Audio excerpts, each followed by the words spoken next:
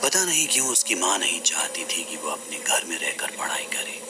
گرمیوں کی چھٹیاں ہوتے ہی وہ گھر آیا ہوا تھا۔ کھانے پینے کے بعد وہ اپنے کمرے میں جا کر سو گیا۔ رات کے قریب 2 بجے اچانک ہی سارے گھر کی لائٹیں گل ہو جاتی ہیں۔ بھینکر گرمی سے ایان اتنا پریشان ہو جاتا ہے جیسے مانو کسی نے اسے آگ کی بھٹی میں جھونک دیا ہو۔ گرمی کی تپش سے بوکھلایا وہ اپنے گھر میں ہی ادھر ادھر ٹہلنے لگتا ہے۔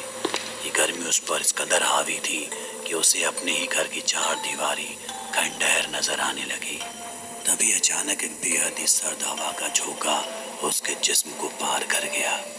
اس احساس نے مانو اسے جہنم میں جنت کا احساس کرا دیا تھا۔ وہ اپنے قدموں کو روک نہ پایا اور دھیرے دھیرے اسی طرف بڑھنے لگا۔ کچھ ہی قدموں کا فاصلہ طے کر وہ اپنی مرحوم دادی کے کمرے کے دروازے تک جا پہنچا۔ ہو نہ ہو مگر اس کمرے کی دہلیز کسی عجیب سی سرد گھیرے میں تھی۔ آخر کیا تھا اندر؟ اسی خیال نے اسے کمرے کے اندر داخل ہونے کی ہمت دی، لیکن دروازے پر لٹکا موٹا سا تالا اس کی اس خواہش کو نامکمل قرار دے رہا تھا۔ ایک بار کے لیے اس کے ذہن میں اس تالے کو توڑنے کا خیال بھی آیا، لیکن اس پر بندھے اس لال سرخ کپڑے کو دیکھ ایان کے ہاتھوں میں مانو لکوا سا مار گیا۔ ضرور یہ سب کوئی جادو ٹونا تھا، لیکن ایان کا شہری دماغ اسے سمجھنے کو راضی نہیں تھا۔ خیر وہ رات کٹ گئی اور اگلی صبح ایان نے اپنی ماں سے رات کے واقعے کا ذکر کیا اور پوچھا، ماں کیا میں اس کمرے کے اندر جا سکتا ہوں؟ ایان کا یہ سوال مانو ماں کے سینے کو ریت کر گزر گیا۔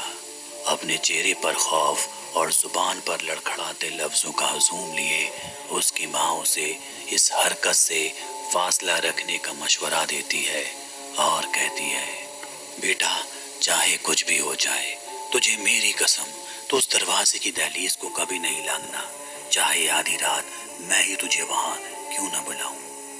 ماں کی آنکھوں میں آنسو تھے۔ اس وقت ایان کا کچھ بھی پوچھنا مناسب نہیں تھا۔ وہ چپ چاپ ماں کی بات پر راضی ہو جاتا ہے اور یہ بات وہیں آئی گئی ہو جاتی ہے۔ اس واقعے کو اب قریب 22 دن بیت چکے تھے۔ ایان کے دماغ نے بھی اس رات کی تصویروں کو کافی حد تک دھندلا کر دیا تھا، لیکن پھر ایک روز رات قریب 2 بجے کے آس پاس ایان کی نیند اچانک ہی کسی آواز کی وجہ سے ساتھ چھوڑ دیتی ہے۔ وہ اٹھا اور پانی لینے کچن کی طرف بڑھنے لگا۔ بیچ راستے اس نے محسوس کیا جیسے اس نے ابھی ابھی اپنی ماں کو دیکھا۔ ماں آپ اب تک جاگ رہے ہو؟ ماں! جب ایان کے سوالوں کے بدلے میں کوئی جواب نہیں ملا تو وہ خود بخود اپنی ماں کا پیچھا کرنے لگا۔ کالک سے سنے اس اندھیرے کے بیچ صرف رات کی موجودگی محسوس ہو رہی تھی، اس کی ماں کی نہیں۔ اس کی وہ بے چینی، اندھیرے کا وہ چپتا سناٹا اور وہی عجیب و غریب سرد ہوائیں اسے 22 دن پرانی اسی رات کا احساس کرا رہی تھی۔ تبھی اسے پھر سے اپنی ماں دکھی، لیکن اس بار وہ ایک کمرے کے دروازے کو پار کر اندر گھس گئی۔ جب ایان اس کمرے کے دروازے کے قریب پہنچا تو اسے اس بات کا علم ہوا کہ یہ کمرہ تو دادی کا ہے اور اس کے پیر وہیں تھم گئے۔ جب کمرے میں اس نے جھانک کر دیکھا تو اس کی ماں ایک بڑے سے آئینے میں دیکھ اپنے بال بنا رہی تھی اور اس کا عکس ایک ٹک ایان کی طرف نظریں گڑائے کھڑا تھا۔ اچانک وہ بولی، اندر آ جاؤ بیٹا، ماں کے پاس آؤ، دیکھو پاپا بھی بلا رہے ہیں۔ یہ سن کر ایان چونکتے ہوئے بولا، ماں، پاپا، آپ سب یہاں کیا کر رہے ہو؟ رکو میں بھی آتا ہوں۔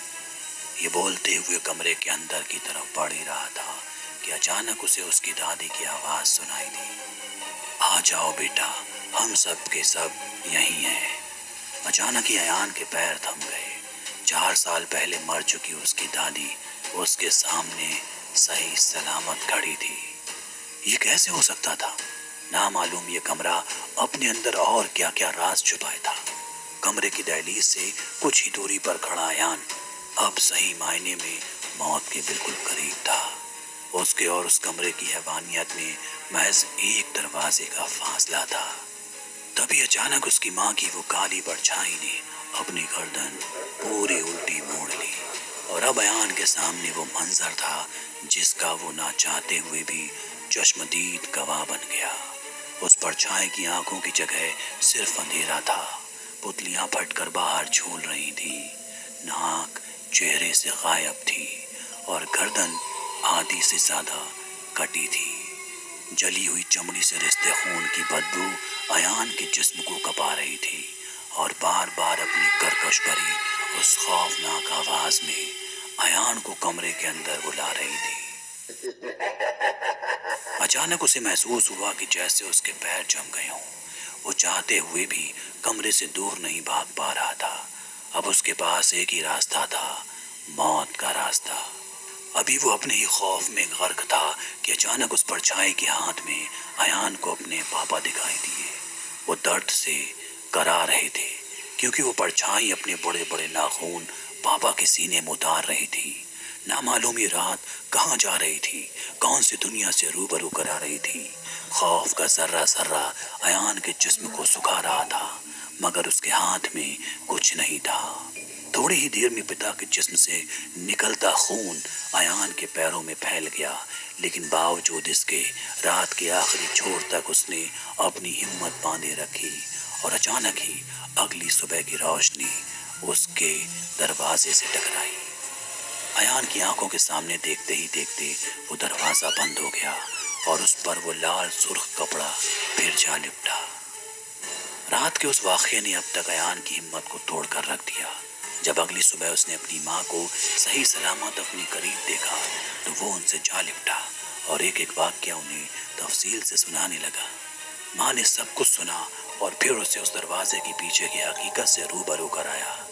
اس نے بتایا کہ یہ کمرہ اس کی دادی کا ہے۔ اس کی دادی 4 سال پہلے تک وہیں رہا کرتی تھی۔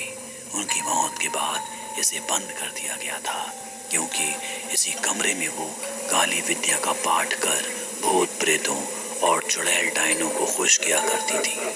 اپنے انتم وقت میں انہیں معلوم تھا کہ ان کے جانے کے بعد یہ پوجا پاٹ بند ہو جائے گی اور اس کے بعد یہ بری آتمائیں باہر آ جائیں گی، اس لیے انہوں نے اس کمرے کو ہمیشہ ہمیشہ کے لیے بند کر دیا۔ لیکن جب ایک رات تم اٹھ کر اس کمرے کے قریب گئے تو ان آتماؤں کو ان کا نیا شکار مل گیا، جسے پانے کے لیے وہ کل رات کسی بھی حد تک گزر گئی۔